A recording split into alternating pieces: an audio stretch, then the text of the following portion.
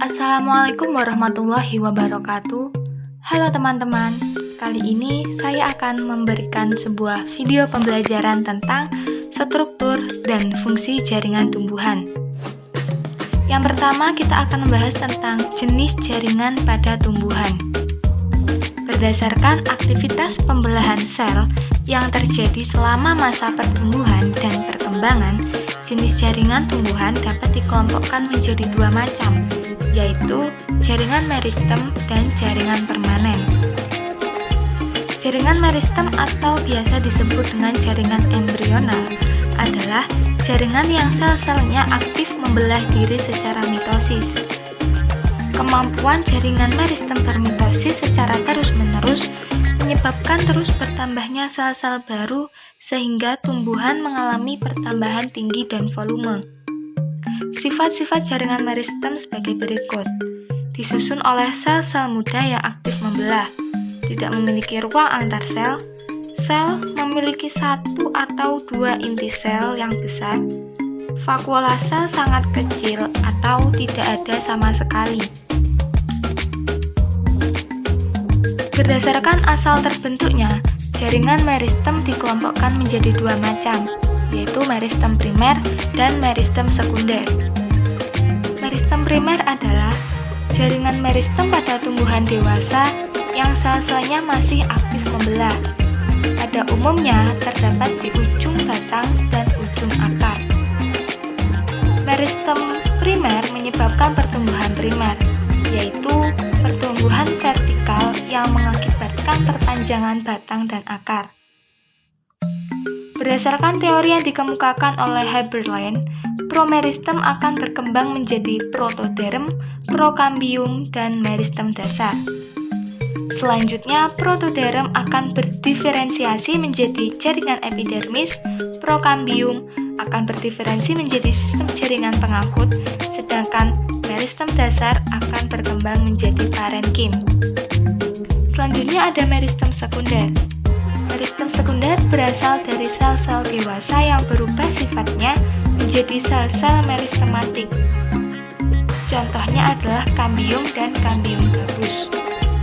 Kambium disebut juga dengan kambium pembuluh. Kambium dapat ditemukan di dalam batang maupun akar tumbuhan dikotil.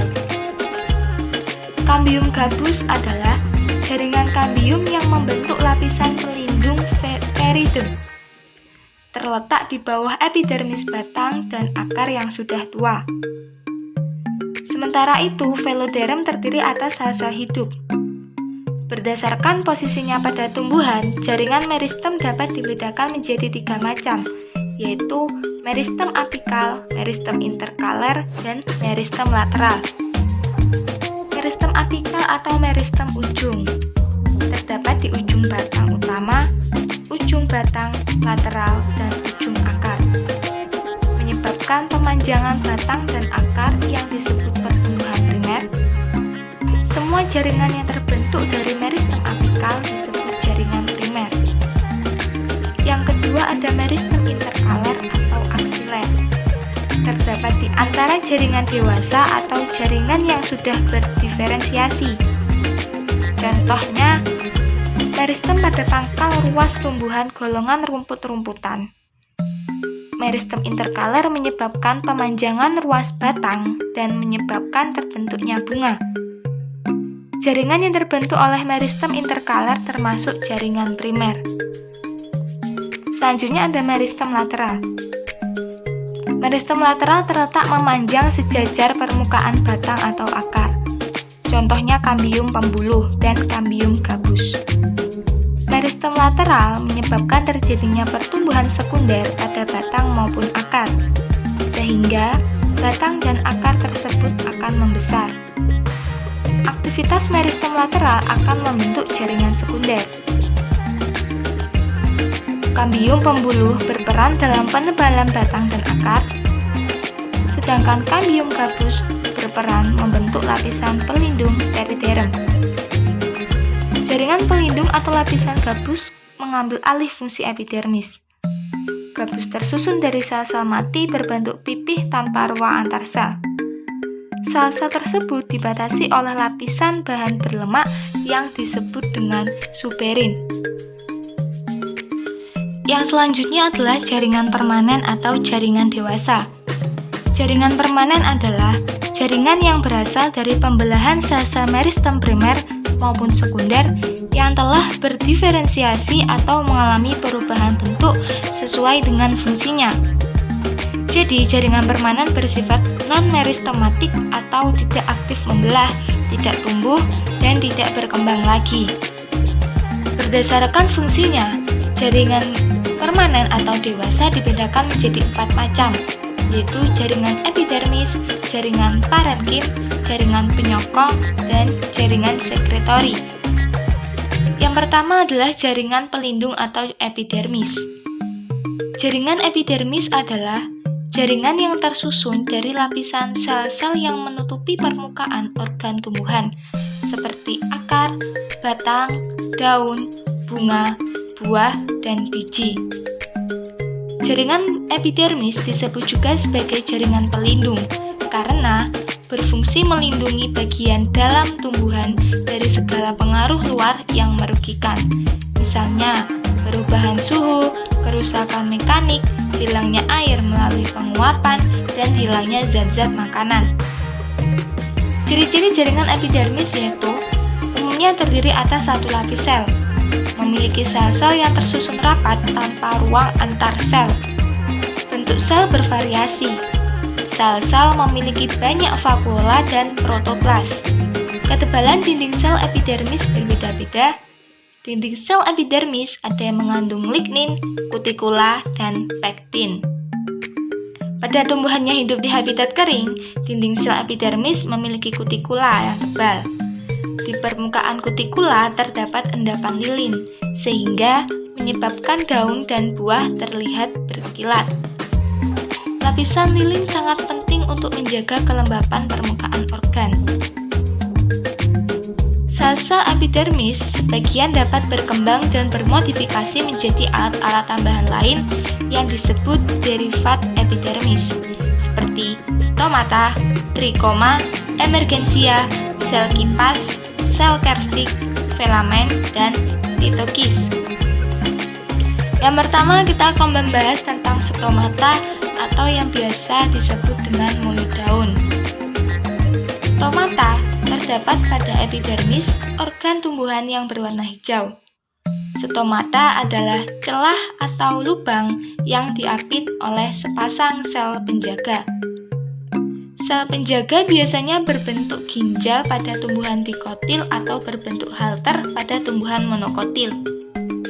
Stomata berfungsi sebagai jalan masuk dan keluarnya karbon dioksida dan oksigen pada proses respirasi maupun fotosintesis serta jalur penguapan air. Stomata akan terbuka pada siang hari dan menutup pada malam hari. Selanjutnya ada trikoma atau rambut-rambut. Trikoma adalah rambut-rambut dari epidermis yang terdiri atas sel tunggal atau banyak sel. Trikoma terdapat pada hampir seluruh organ tumbuhan, misalnya akar, batang, daun, bunga, buah, dan biji. Fungsi trikoma bagi tumbuhan adalah mengurangi penguapan, meneruskan rangsangan, mengurangi gangguan dari hewan herbivor, membantu penyebaran biji, membantu penyerbukan bunga, membantu perkecambahan biji, dan lain-lain. Berdasarkan ada tidaknya fungsi sekresi, trikoma dibedakan menjadi dua macam, yaitu trikoma non-glandular dan trikoma glandular. Selanjutnya, emergensia. Emergensia adalah tonjolan pada permukaan organ yang terbentuk dari jaringan epidermis dan jaringan di bawah epidermis atau subepidermis. Contohnya adalah duri tempel pada batang mawar, tonjolan pada buah kecubung, dan rambut-rambut pada buah rambutan. Spina atau duri adalah tonjolan pada permukaan epidermis batang yang terbentuk dari jaringan stel atau silinder pusat di bawah korteks. Misalnya, duri pada batang tumbuhan bunga kertas. Ada juga sel kipas, merupakan alat tambahan pada epidermis daun bagian atas, tersusun dari beberapa sel berdinding tipis, memiliki vakuola yang besar, tidak mengandung kloroplas, dan bentuk sel seperti kipas dengan ukuran yang lebih besar dibandingkan dengan sel-sel epidermis di sekitarnya. Sel kipas berfungsi untuk menyimpan air dan mengurangi penguapan. Selanjutnya ada sel kersik atau silika. Sel kersik adalah bagian sel epidermis yang berbentuk bulat, elips, halter atau pelana, dan berisi kristal kersik. Adanya sel kersik pada tumbuhan menyebabkan permukaan batang pada tumbuhan tersebut menjadi keras. Sel kersik berfungsi untuk memperkuat batang. Ada juga filamen. Filamen tersusun dari sel-sel mati yang terdapat di bagian dalam epidermis akar gantung pada tumbuhan epifit. Berfungsi untuk menimbun air yang diperolehnya dan mengikat oksigen. Terdapat pada tumbuhan famili Orchidaceae atau anggrek. Selanjutnya ada litokis. Litokis adalah sel epidermis yang dindingnya mengalami penebalan dan mengandung sistolit. Litokis menyerupai bangunan sarang lebah yang tersusun dari tangkai selulosa dengan deposisi atau endapan kristal kalsium karbonat. Berukuran lebih besar daripada sel-sel epidermis di sekitarnya. Selanjutnya ada jaringan dasar atau parenkim. Jaringan parenkim merupakan jaringan yang terbentuk dari sel-sel hidup dengan struktur morfologi yang bervariasi, bertanggung jawab terhadap segala proses fisiologis. Jaringan parenkim disebut juga sebagai jaringan dasar karena dapat dijumpai hampir di setiap bagian tumbuhan. Pada batang dan akar, parenkim terdapat di antara epidermis dan pembuluh angkut sebagai korteks. Parenkim juga dapat ditemukan sebagai empulur batang. Pada daun, parenkim berperan sebagai mesofil daun serta dapat berdiferensiasi menjadi jaringan tiang dan jaringan bunga karang. Berdasarkan fungsinya, jaringan parenkim dibedakan menjadi 6 macam, yaitu parenkim asimilasi, parenkim penimbun, parenkim air, parenkim udara, parenkim pengangkut, parenkim penutup luka. Sedangkan berdasarkan bentuknya, jaringan parenkim dapat dibedakan menjadi 4 macam, yaitu parenkim palisade, parenkim bunga karang, parenkim bintang atau actinenkim, dan parenkim lipatan. Parenkim palisade terdiri atas sel-sel berbentuk panjang, tegak, dan mengandung banyak kloroplas. Parenkim bunga karang terdiri atas sel-sel yang bentuk dan ukurannya tidak teratur dan memiliki ruang antar sel yang lebih besar. Parenkim bintang atau actinenkim terdiri atas sel-sel berbentuk seperti bintang yang saling bersambungan di bagian ujungnya. Parenkim lipatan terdiri atas sel-sel dengan dinding sel yang mengalami lipatan ke arah dalam dan banyak mengandung kloroplas. Selanjutnya ada jaringan penyokong atau penguat. Jaringan penyokong adalah jaringan yang menunjang bentuk tubuh tumbuhan. Ciri-cirinya memiliki dinding sel yang tebal dan kuat, serta telah mengalami spesialisasi pada sel-selnya. Fungsi jaringan penyokong yaitu menegakkan batang dan menguatkan daun, melindungi tumbuhan dari gangguan mekanis, melindungi embrio di dalam biji, melindungi jaringan pengangkut. Berdasarkan bentuk dan sifatnya, jaringan penyokong dapat dibedakan menjadi 2 macam, yaitu jaringan kolenkim dan jaringan sklerenkim. Jaringan kolenkim merupakan jaringan penguat pada organ-organ tumbuhan yang masih aktif mengadakan pertumbuhan dan perkembangan, atau jaringan yang masih muda. Ciri-cirinya, jaringan kolenkim tersusun dari sel-sel yang hidup, ukuran dan bentuk sel yang beragam. Penebalan dinding sel tidak teratur, isi sel dapat mengandung kloroplas dan tanin. Jaringan sklerenkim merupakan jaringan penguat pada organ tumbuhan yang sudah berhenti melakukan pertumbuhan dan perkembangan. Ciri-cirinya, sel-selnya memiliki dinding sekunder yang tebal, biasanya mengandung zat lignin, bersifat kenyal, dan tidak mengandung protoplas karena sel-selnya telah mati. Jaringan sklerenkim dapat dikelompokkan menjadi dua jenis, yaitu serabut sklerenkim dan sklereid. Berdasarkan bentuknya, sklereid dibedakan menjadi 5 macam, yaitu brachisklereid, makrosklereid, osteosklereid, asteroskleroid, trigosklereid. Selanjutnya ada jaringan pengangkut atau jaringan vaskuler. Jaringan pengangkut adalah jaringan pada tumbuhan tingkat tinggi yang berfungsi mengangkut air dan garam-garam mineral serta zat makanan hasil fotosintesis. Jaringan pengangkut pada tumbuhan adalah xilem dan phloem. Xilem berfungsi mengangkut air dan garam-garam mineral dari akar menuju ke daun. Xilem merupakan jaringan yang kompleks karena tersusun dari berbagai macam bentuk sel. Sel-selnya telah mati, berdinding tebal, dan mengandung zat lignin. Komponen pembentuk xilem diantaranya yaitu ada unsur trakeal, serat xilem, dan parenkim xilem. Selanjutnya ada phloem. Phloem berfungsi mengangkut dan mendistribusikan zat makanan hasil fotosintesis dari daun ke seluruh bagian tumbuhan. Phloem tersusun dari sel-sel yang hidup dan mati.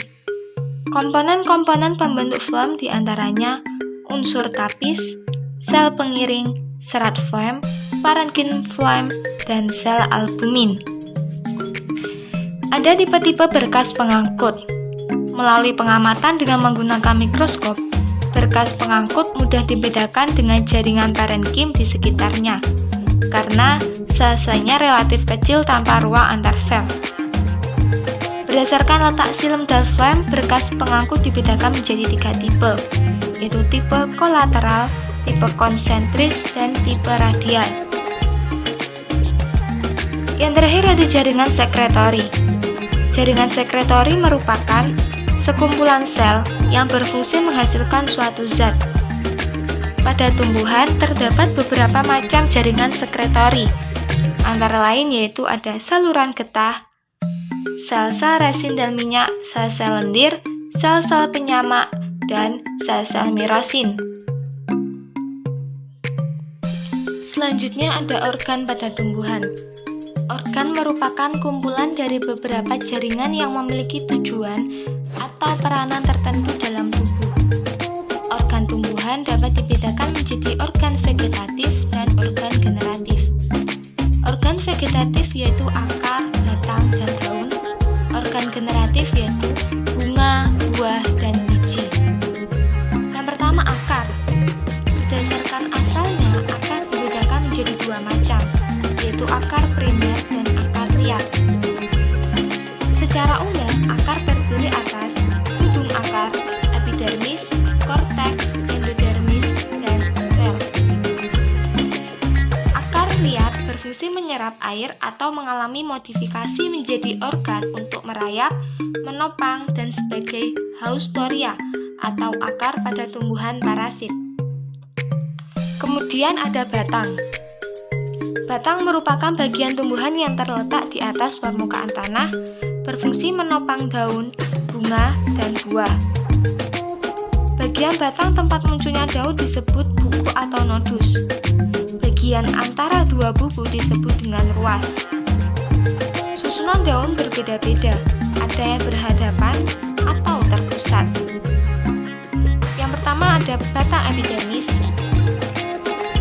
Epidermis batang terdiri atas satu lapis sel-sel yang tersusun rapat tanpa ruang antar sel. Lalu ada korteks. Korteks tersusun dari parenkim, kolenkim, sklerenkim yang berupa serabut dan sklereid serta idioblast. Bagian korteks yang paling dalam disebut phloeterma.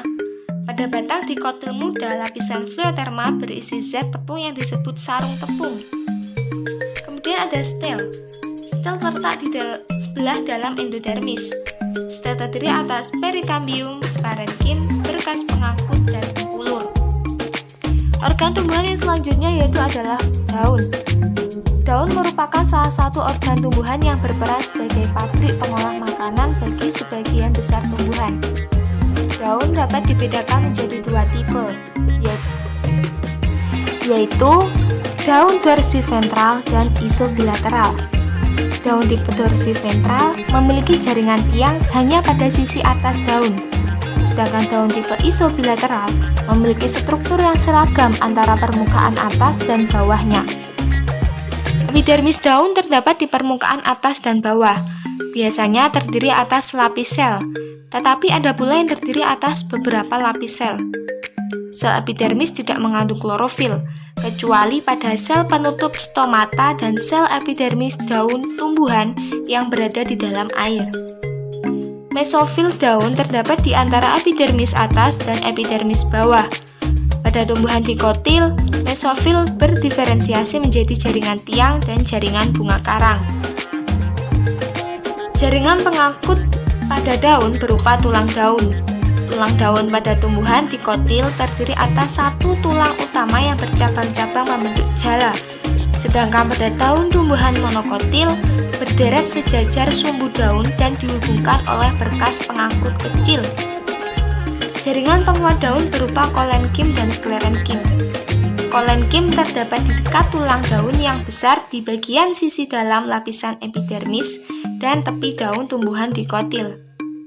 Jaringan sekretori dapat berupa kelenjar, sel resin, sel tanin, atau sel mirosin.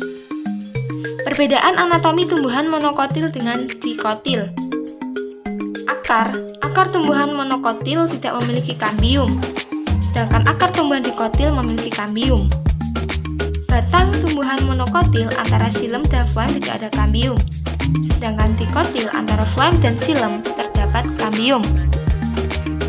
Daun tumbuhan monokotil tidak memiliki jaringan parenkim palisade, sedangkan tumbuhan dikotil memiliki jaringan parenkim palisade pada sisi atas dari bagian atas daun.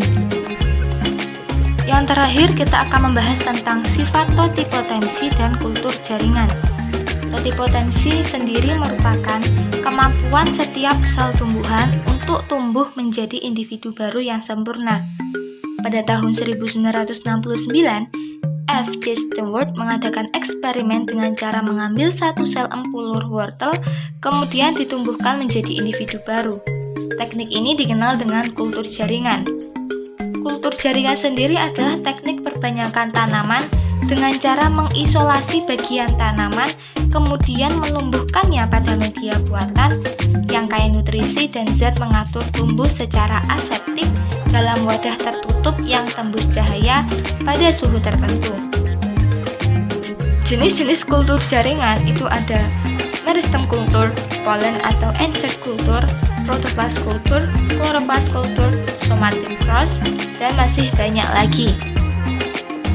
Itu merupakan jenis kultur jaringan. Sedangkan teknik kultur jaringan meliputi beberapa tahap, yaitu sterilisasi, pembuatan media, inisiasi, multiplikasi, pengakaran, dan aklimatisasi.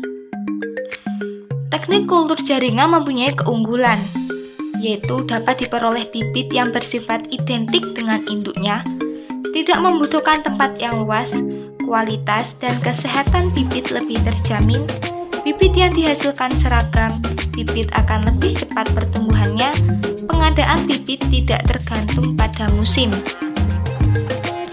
Sekian penjelasan dari saya tentang struktur dan fungsi jaringan tumbuhan.